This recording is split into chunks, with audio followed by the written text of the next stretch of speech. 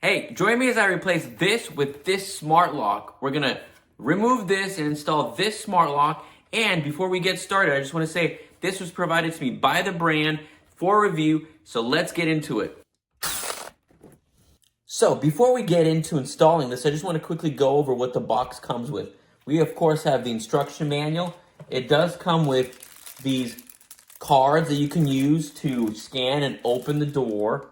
And it has a manual key if you need to insert and use a key. It also comes with the accessories you need for installation, along with the tools, and of course the smart locks.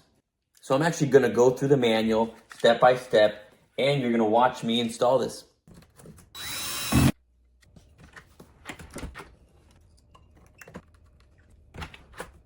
We're gonna go back into the manual. The manual has a QR code here where we're gonna actually go in and we're gonna scan it. And we're gonna download this smart app.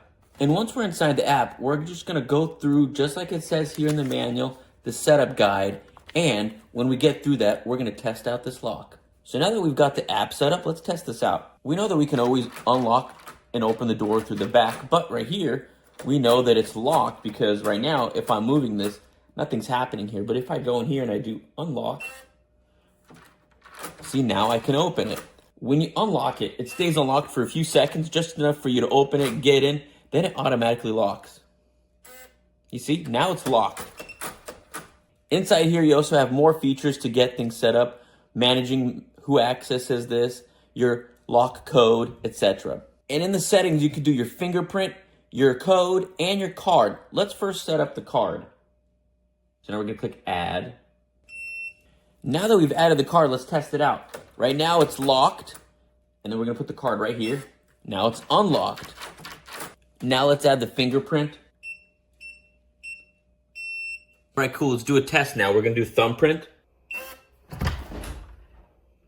the card,